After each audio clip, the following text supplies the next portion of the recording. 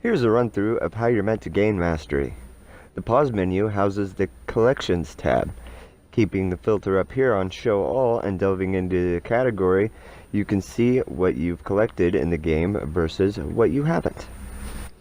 Each drop-down list tells you where these items will come from, which makes it easier to know where you need to be focusing on to collect those things you haven't. Each of these will gain you mastery on the game. Let's take a look at some of the methods used to collect all this hoopla. Go out into the world. Adventuring is the way you'll probably want to get the first big chunk of your mastery.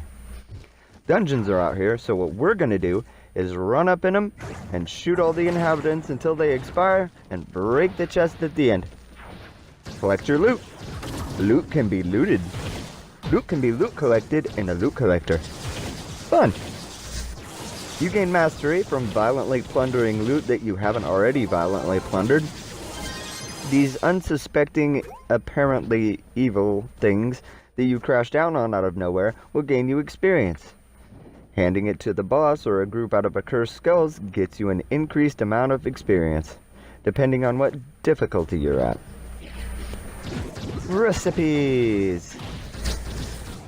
Recipes always sponsor a scroll for your map and a magically floating one in the sky.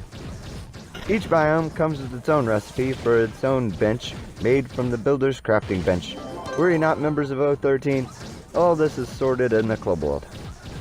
When you smash a shadow face and a recipe vault, you receive a recipe.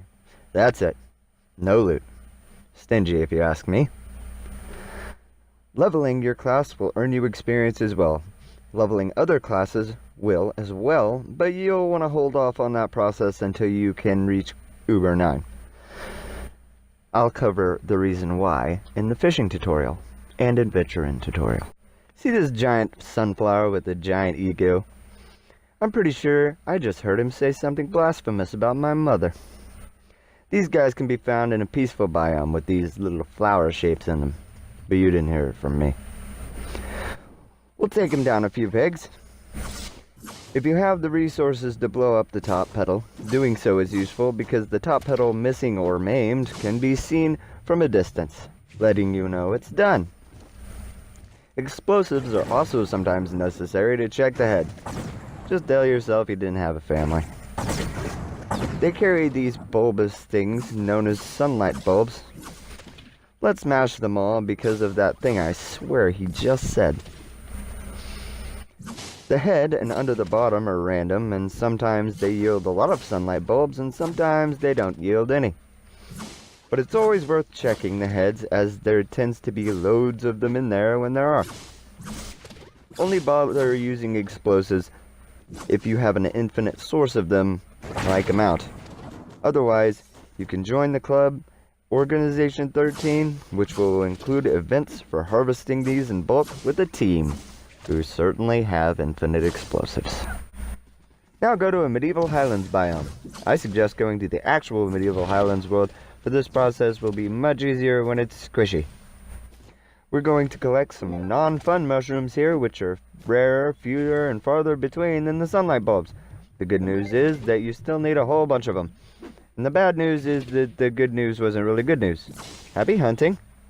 Note, if you kill mushroom mobs, it will drop mushrooms as well. Next, we're going to act like a total psycho for the sake of this Lapperglim and trample all of this glim with our mount.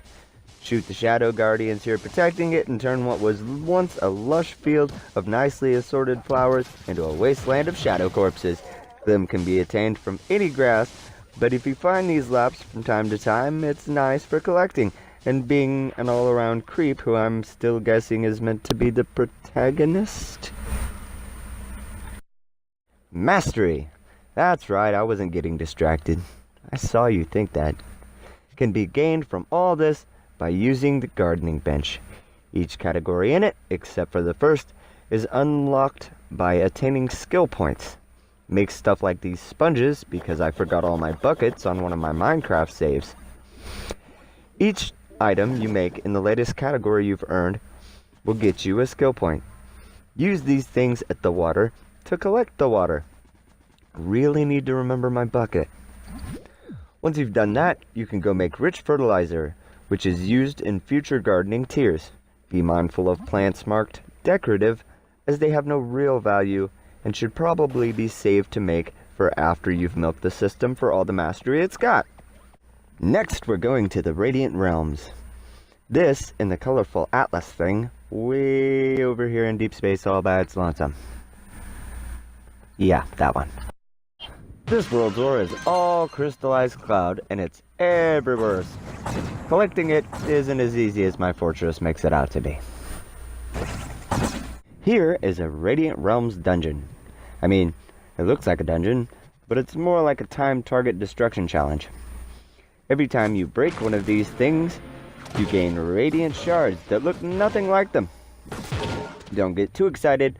Breaking them all does not give you any sort of special bonus, which is whack, but apparently would have been just a little bit too much work.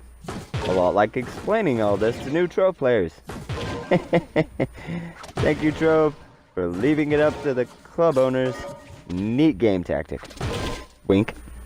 Next, we take a look at this cute little guy you saw on the Atlas in his cute little Skyland.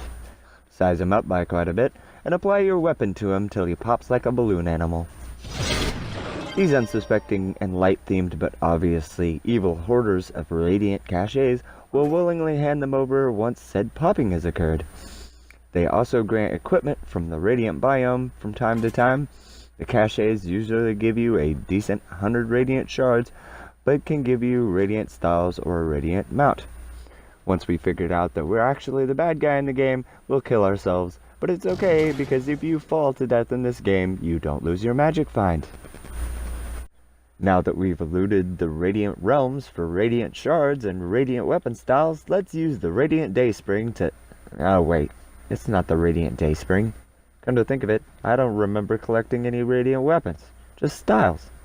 They really like to throw the word radiant around in this game, and I'm not sure I like how confusing it is.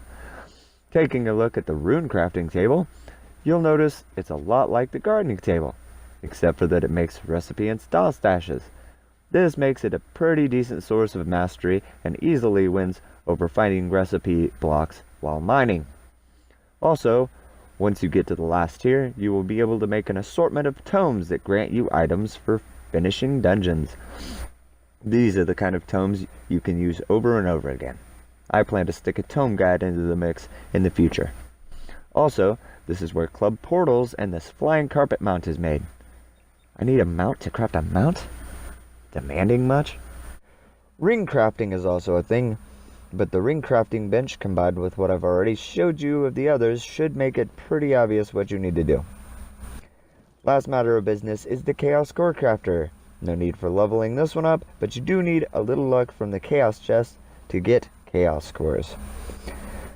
This has a wide range of different things to craft, including all the classes and costumes, and some mounts. All these things grant you a nice healthy mastery bonus. Once you've made it to Uber 3 difficulty, make sure to check out my treasure farming tutorial to learn how to easily milk this biome for its weight in mastery. If you enjoyed this video and learned a few things, make sure to like and subscribe, as there will be much more coming your way. If you are interested in joining Organization 13, simply search for Organization XIII on the Xbox clubs and request an invite. And as always, stay awesome.